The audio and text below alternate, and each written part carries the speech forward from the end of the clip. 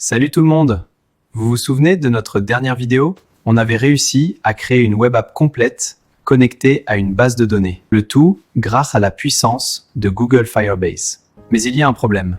Pour l'instant, votre application ne tourne que sur votre ordinateur en localhost. C'est génial pour développer, mais c'est dommage que le reste du monde ne puisse pas voir votre travail, non? Aujourd'hui, on passe à l'étape supérieure. Je vais vous montrer comment prendre ce projet et l'héberger sur Internet pour qu'il soit accessible à tous via une vraie URL. Et la bonne nouvelle? On reste sur l'écosystème Firebase.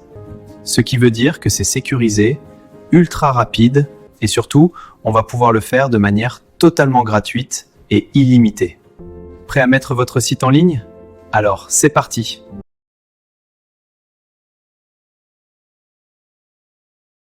Ouvrez simplement le terminal intégré.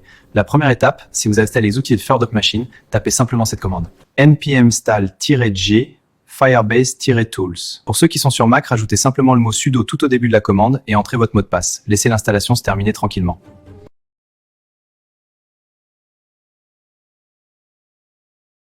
Maintenant que les outils sont là, nous devons dire à votre ordinateur qui vous êtes. Tapez la commande sudo firebase login.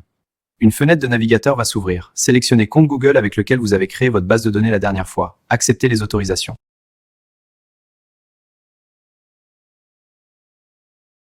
Tape ta commande de base. Disons que tu veux entrer dans un dossier, donc tu tapes cd plus espace, cherche ton dossier, clique dessus, maintiens le clic et glisse-le physiquement dans la fenêtre noire du terminal. Relâche tout. Et la magie. Tu vois ce qui s'est passé? L'ordinateur a écrit tout le chemin d'accès compliqué à ta place, sans aucune faute. Il ne te reste plus qu'à appuyer sur Entrée et boum, tu es dedans. C'est tout bête, mais ça évite 99% des erreurs de navigation. Firebase Init.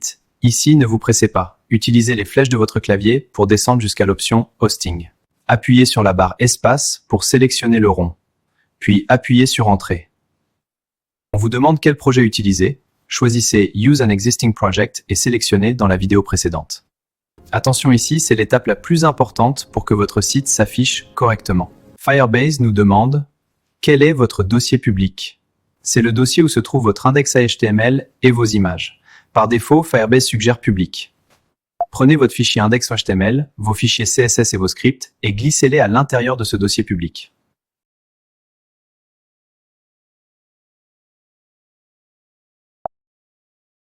Firebase Deploy. Regardez le terminal travailler, il prend vos fichiers du dossier public et les envoie directement sur les serveurs sécurisés de Google.